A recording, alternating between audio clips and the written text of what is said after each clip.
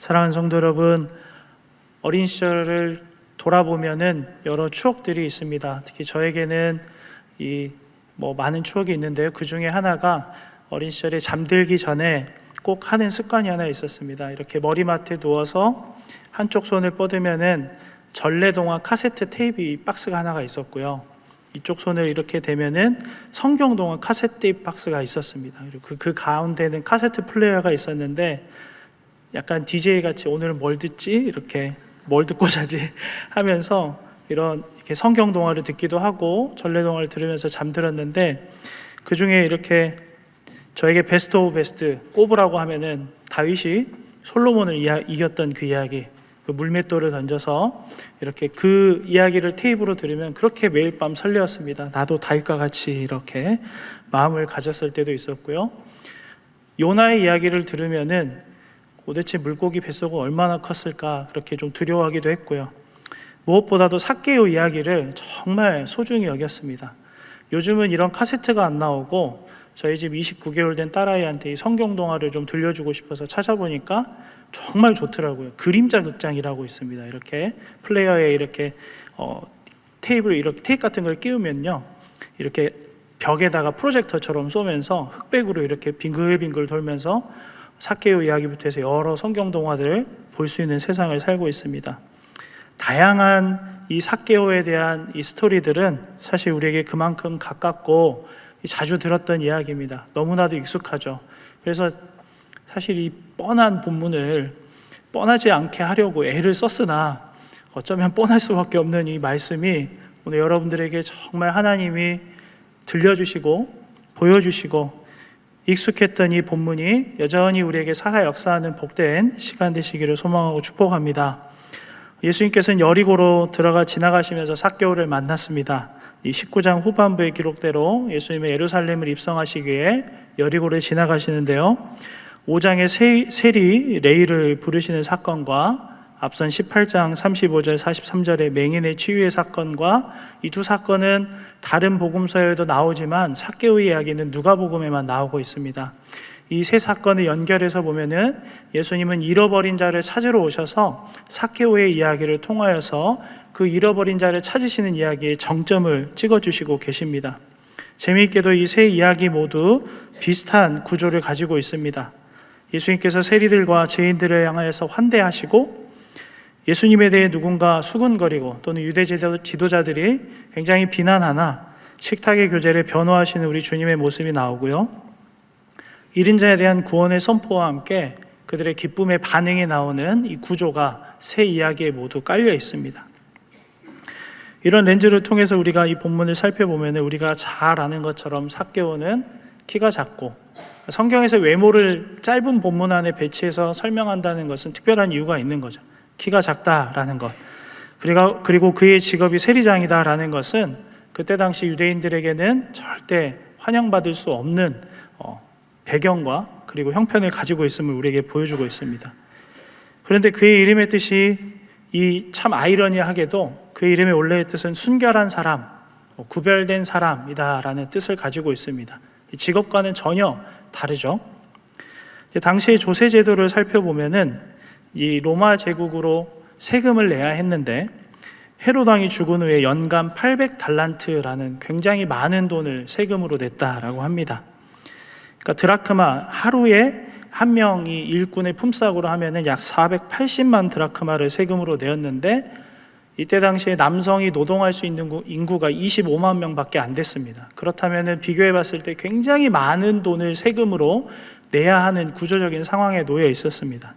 근데 재미있는 방법은 이게 어떤 배경을 가지고 있냐면, 공회에서, 유대 지역을 통치하던 공회에서 높은 입찰가를 제시한 사람에게 세금 징수권을 넘겨주었습니다. 그래서 세금 징수권을 획득한 사람은 소위 세리라고 불렸고, 이 세리를 관리하고 감독하는 사람이 세리장, 삭개오의 직업이 세리장이었습니다. 삭개오가 최고 입찰가로 징세권을 얻어서 세리장으로 살았다라는 것은 그가 처음부터 엄청난 재산이 있었음을 의미합니다. 그리고 고대 근동에서 큰 돈을 모을 수 있는 가장 보편적인 방법은 대부분 고리대금이었습니다.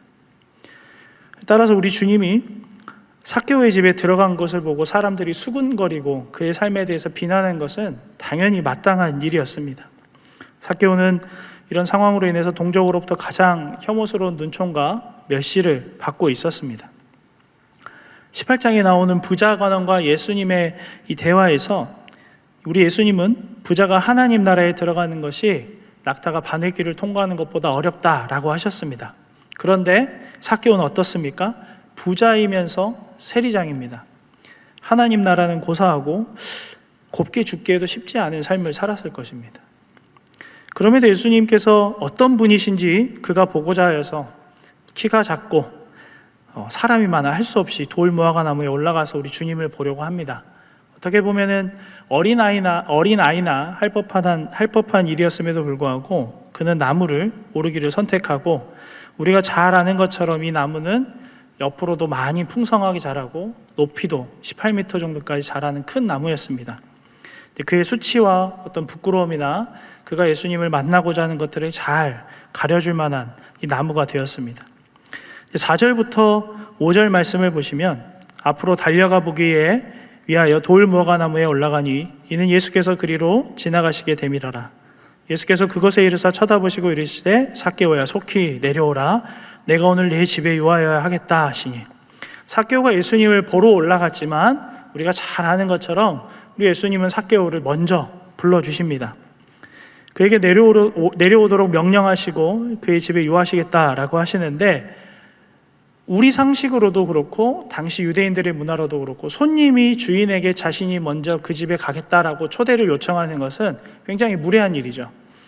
그럼에도 불구하고 주님은 그의 어떤 직업을 부르시거나 그 어떤 직함을 부르시는 것이 아니라 그의 이름을 마치 처음부터 알았다라는 것처럼 그의 인격 자체를 향해 명령하시면서 내려오도록 명령하시고 그의 집에 거하야겠다라고 굉장히 주도적인 명령을 지금 하시고 계십니다.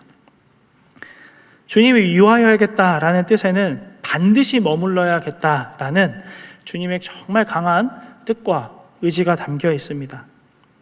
그의 이름을 부르시며 명령하시는 것에 대해서 예수님께서 마치 처음부터 아셨다라고 하는 것은 어떤 면에서 우리가 주님의 이 신성을 또 이 부분을 통해 발견할 수 있는데요.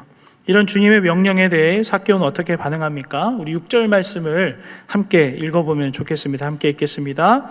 급히 내려와 즐거워하며 영접하거늘 이라고 반응합니다. 본문에서 7개의 단어가 원어에선 사용이 되는데 4개의 단어가 그 중에서 굉장히 강한 의미를 지닌 동사들이 사용됩니다. 급히 내려와 즐거워하며 영접하였다. 삭개오의 이 들떠있고 흥분된 마음, 너무나도 반갑고 기다렸다는 듯한 그 마음을 우리가 잘 볼 수 있습니다. 수치와 부끄러움이 많았던 그에게 우리 예수님이 그의 이름을 불러주시고 초청하는 것은 그에게 심판이 전해지는 것이 아니라 기쁨의 기회로, 변화될 수 있는 기회로 찾아왔기 때문입니다.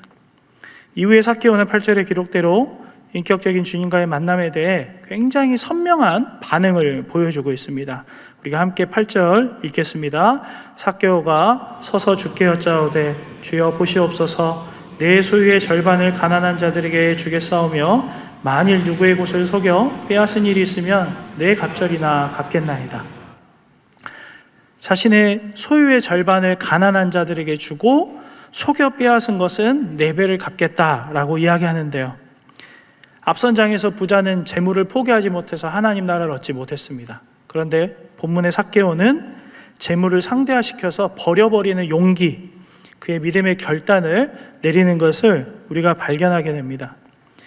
4배나 갚겠다라고 하는 것은 성경의 여러 율법을 찾아보아도 굳이 그렇게 갚지 않아도 됨에도 불구하고 그가 훨씬 더 철저하게 배상하겠다라는 것을 보여주므로 그가 정말 진정으로 주님을 만나 회개하고 있다라는 것을 명확하게 보여주고 있습니다.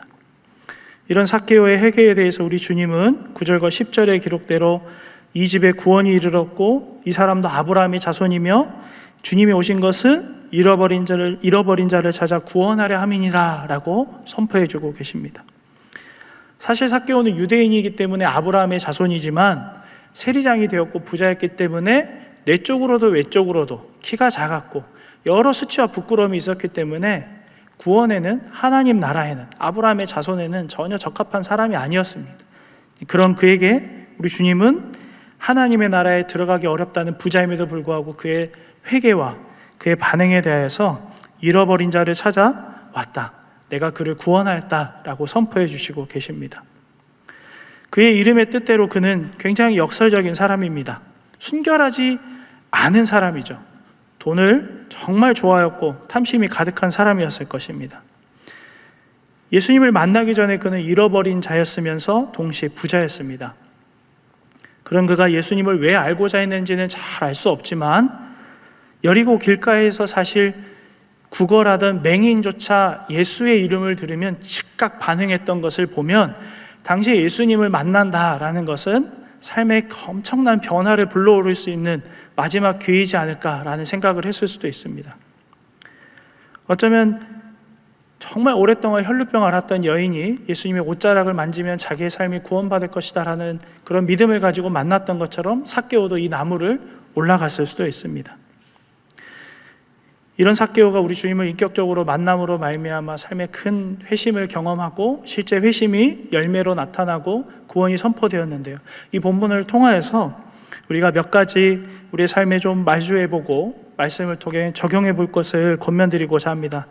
첫 번째는 단순해 보이지만 삭개오와 같이 우리 주님에게 급히 내려와 즐거워하며 영접하는 은혜를 우리가 누리고 계시는지, 그분을 우리 주인으로 모시고 살아가는지, 우리는 주님에 대한 사랑이 날로 더 깊어져 가고 계시는지 돌아보시기를 바랍니다. 사랑하는 여러분, 저는 드라마를 정말 안 보는 사람입니다. 제 인생의 마지막 드라마는 2004년도에 최민수 씨가 나왔던 불새라는 드라마입니다. 기억도 안 나시겠죠? 별 관심이 없습니다. 드라마를 보는 거예요. 근데 이제 찬양을 들으려고 유튜브를 키다 보면은 다양한 영상들이 올라오잖아요. 근데 요즘에 많이들 보셨을 것 같아요. 폭삭 소가수다 많이들 보시죠? 말씀 보셔야 되는데. 네. 근데 이제 저도 다 절대 보진 않았는데, 짧게 이렇게 영상들이 쭉쭉 올라오는 걸 보면은 이 두 부부의 굉장히 젊을 때부터 늙을 때까지 마지막까지 애잔하게 서로 충성되게 사랑하는 모습이 나오죠. 픽션임에도 불구하고 굉장히 감동을 주고 있습니다. 저희는 거기에서는 감동을 얻어요. 근데 정작 우리 주님과의 관계에서는 삭개오와 같이 반응하고 있는지. 목사님, 그거는 예전에 첫 회심할 때 이야기 아니에요? 예, 그러면 이제 우리가 주님 앞에 섰을 때 할 말이 없는 거예요. 시간이 갈수록 우리의 삶이 연수가 더해질수록 우리 육신은 쇠잔하여질 수 있으나 우리 주님을 향한 사랑은 더 깊어지는 것. 마치 삭개오가 그 나무에서 즐거워하며 급히 내려와 주님을 영접한 것처럼 어느 때이건지 우리 주님을 주인으로 모시고 사는 삶, 주님과의 사랑이 더 깊어지고 풍성해지는 삶. 사실 부부관계도 꽤 오랜 시간에 같이 하시겠지만 저도 사실 결혼한 지 7년밖에 안 됐습니다. 얼마나 알겠습니까만은 꽤 오랜 시간을 같이 하지만 다 알 수가 없어요. 왜냐하면 인간은 유한하고 함께하는 시간이 제한적이기 때문입니다. 그러나 우리 주님과의 교제는 감히 측량할 수도 없고 무한하신 그 하나님의 깊고도 넓고 높은 사랑을 우리에게 한량없이 부어주시고 여전히 오늘도 우리에게 찾아오셔서 그 이름을 불러주시면서 마치 어제 알았던 것처럼 그 전에 알았던 것처럼 우리를 향해 이름을 부르시며 찾아오시고 계십니다. 근데 그 주님 앞에 주님 잠시만요, 제가 지금 폭삭 속아야 되니까 조금만 기다리세요 하고 있진 않은지. 웃지 않으시니까 넘어가겠습니다. 네, 괜찮습니다. 네, 참 거룩한 삶을 사시는 우리 성도입니다. 축복합니다. 두 번째는 이 첫 번째와 연결되는 내용인데요. 우리가 마주하는 삶의 많은 문제들의 근원적인 해결은 사실 주님과의 깊은 그리고 바른 인격적인 만남을 통해서 이 실마리들은 풀리게 되어 있습니다. 삭개오는 돈을 통해서 자신의 수치와 자신의 부끄러움을 해결하려고 했을지도 모릅니다. 돈이 힘이었고 이 돈을 통해서 자신을 채우려고 했을 것입니다. 대부분의 알고리즘과 세상의 프로세스는 그렇기 때문입니다. 그런데 그는 예수님을 인격적으로 만납니다. 말로는 다 설명할 수 없는 인격적인 이 한 번의 마주함을 통하여서 그의 삶의 구원이 이 집에 이르렀다, 아브라함의 자손으로 인정받는 그의 수치와 그의 삶의 근원적인 모든 문제가 한 번에 해결이 되어버립니다. 돈이 주인 되었고 탐심과 수치와 부끄러움의 자리에 우리 주님이 아무도 그를 이름 부르며 찾지 않았을 수 있습니다. 저 사람은 세리장이고 우리 것을 훔쳐가고 동족의 등을 쳐먹고 사는 사람이다 라는 수많은 지시와 어쩌면 실제적인 그 손가락질 앞에 아무도 이름을 부르지 않는 그의 삶에 우리 주님은 이름을 부르며 찾아오셔서 멍 뚫려버린, 스스로는 전혀 메울 수 없는 그 웅덩이를 주님이 한 번에 인격적으로 부드럽게 덮어주시면서 그의 삶을 마주해 주십니다. 사랑하는 성도 여러분, 우리도 우리 삶에 마주하는 다양한 순간들이 있고 여전히 해석이 안 되고 여전히 더디 이루어지는 기도 제목들이 있을 수 있습니다. 그렇다고 해서 여러분들이 주님을 인격적으로 안 만났다가 아니라 계속해서 우리가 문제를 보는 것이 아니라 삭개와 같이 주님 앞에 집중하여 나아갈 때 그 주님 그 자신이 우리에게 찾아오셔서 우리의 구덩이를 덮어주시는 것처럼 그 주의 사랑으로 말미암아 본질적인 이 갈급함과 문제가 해결됨을 통하여서 여전히 해석이 안 되는 세상에 대해 넉넉히 감당하고 또는 기다리고 또는 인내하고 또는 해석하게 되는 순간이 찾아오게 되어 있습니다. 세 번째는 본문에 등장하는 예수님과 군중들과 삭개오 중에 우리는 실제적으로 이웃과의 마주함에 대해서 어떻게 대하고 있는지 돌아보셔야 됩니다. 세상의 사람들은 선택적인 사랑을 합니다. 이사야 41장 8절 9절 10절 말씀을 보면 하나님께서 아브라함을 어떻게 택하셨는지 잠시 소개를 하십니다. 그러면서 하나님이 독특한 표현을 하시는데 싫어하여 그를 버리지 아니하였다라는 표현을 하십니다. 세상은 조금만 나에게 손해를 주거나 불편함을 주면은 단칼에 거절합니다. 전혀 받아들이지 않습니다. 담아내려고 하지도 않고요. 쉽게 말해서 손절하는 것에 대해서 두려워하지가 않습니다. 겁이 없습니다. 그렇게 살아가는 게 당연한 시대가 되었습니다.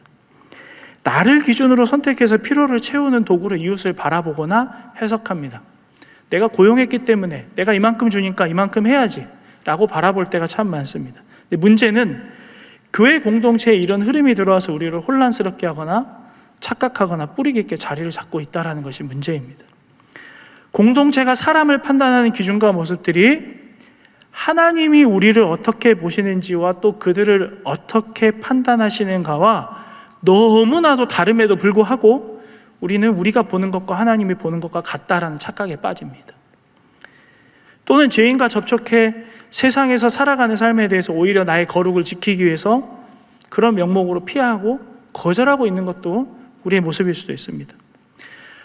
도덕적인 성실함을 파괴하는 세속적인 삶의 기준들에 대해서 굴복하지 않으려고 우리가 거절하고 피하기는 하지만 정작 이웃을 대할 때 우리가 가지려고 하는 우월성에 대한 세미하지만 대단히 잘못된 치명적인 이런 느낌이나 기준들을 통하여서 나는 저 사람들보다 괜찮아, 난 저 세리장보다는 괜찮아 라고 하고 있지는 않은지, 죄인의 곤궁에 대해 동감해주는 우리의 능력을 밖으로 그냥 밀어내버리고 똘똘 뭉쳐서, 이런 모습은 사실 우리가 받은 축복이 우리 자신의 천성적인 특성 때문에 우리가 잘해서라고 착각하게 합니다.